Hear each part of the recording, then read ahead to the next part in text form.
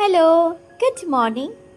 আজকে কিন্তু আর খালি কাপ নয়, আজকে কিন্তু ভরা কাপ নিয়েই শুরু করেছি। ওই যে 1 কাপ চা, কালকে খালি কাপ দেখিয়েছিলাম, তার জন্য আজকে ভাবলাম আর নয়, আজকে ভরা কাপ দিয়েই শুরু করা যায়। চা খেয়েই স্নান করে নিয়েছি, এরপর যাচ্ছি মন্দিরে পুজো দিতে। আর এই তো আজকে কিন্তু ধরে ফেলেছি জেঠিমাকে মাছ ধরতে গিয়ে।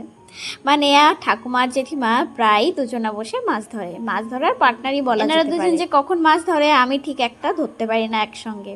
তবে আজকে জেঠিমাকে কিন্তু পেয়ে গেছি। ওই যে মাঝে মাঝে তেলাপিয়াগুলো দেখাই, সেগুলো কিন্তু আমাদের পুকুর থেকেই ধরা।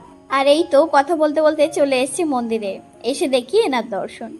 তবে কোনো দিন এরকম পাখি এসে বসে থাকে, আমার কিন্তু খুব ভালো লাগে। আজকে একটু ভিডিও ক্লিপ নিয়ে নিয়েছি।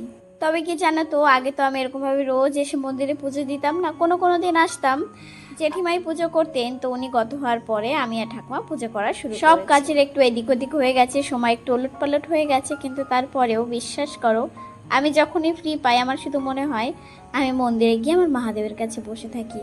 ওনার প্রতি এতটা ভালোবাসা আমার আরও বেশিভাবে বেড়ে। বাড়িতে এসে ঘরের সামনে লাগানো যে কুমড়ো শাক, সেখান থেকে দুটো ডগা কেটে নিয়েছি।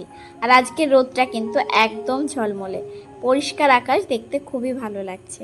খেয়ে নিয়েছিলাম আজকে একটু ছাতু, যেটা কিনা ঠাকুমা কালকেই মাখা করেছিল।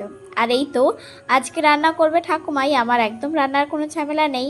ঠাকুমা ইলিশ মাছের মাথা দিয়ে ডাল করবে, আর কুমড়ো শাক দিয়ে এই যে আর তেলাপিয়া মাছ দিয়ে তরকারি রান্না করবে, যেটা কিনা একটু আগেও আমি বলছিলাম যে আমাদের পুকুর থেকে ধরা সেই তেলাপিয়া। ঠাকুমা খুব একটা গ্যাসে রান্না করতে পারেন না, উনি বরাবরই কাঠে রান্না করে, তবে ওনার রান্না কিন্তু খুব টেস্টি। তবে আজকে এত বেশি গরম পড়েছে, তো উনি ডাল বসিয়ে দিয়ে আমাকে বলে তুই মাছগুলো একটু ভেজে দে, তাহলে রান্নাটা একটু তাড়াতাড়ি হয়ে যাবে, আমার একটু সুবিধাও হবে। আমি ভাবলাম সেটাই করলে ভালো হবে। আর এই তো দুপুরে রান্না বান্না শেষ, আমরা খেতেও বসে গেছি। বেশ অনেকদিন ধরেই তালে বড়া বানানোর জন্য চিন্তা ভাবনা করছিলাম, কিন্তু বানানোই হচ্ছিল না।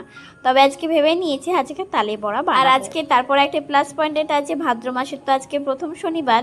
আমাদের বাড়িতে নাকি আবার নিয়ম আছে, যেটা কিনা ভাদ্র মাসের প্রথম শনিবারে তাল পিঠা বানাতে হয়, মানে কলার পাতায় ব্যাটারটা দিয়ে এপিট ওপিট করে সেঁকে নিতে হয়, সেটাকে বলা হয় তাল পিঠা।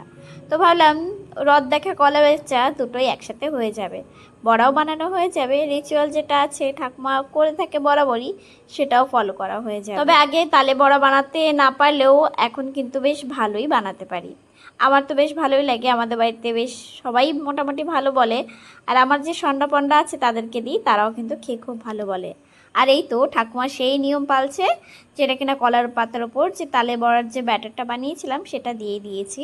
আর এটা ঠাকুমা এরকমভাবে লাগিয়ে উল্টে দেবে পাতাটা, আর এটাই আমি শিখে নেব তাওয়াতে। তবে জানো তো, পুরোনো দিনের যে নিয়মগুলো থাকে, যে ঐতিহ্যগুলো, পুরোনো জিনিসগুলো ধরে রাখতে আমার কিন্তু খুব ভালো লাগে। আমি চেষ্টা করি যেগুলোই আছে একটু করে রাখতে। আর এই তো এক থালা তালের পিঠা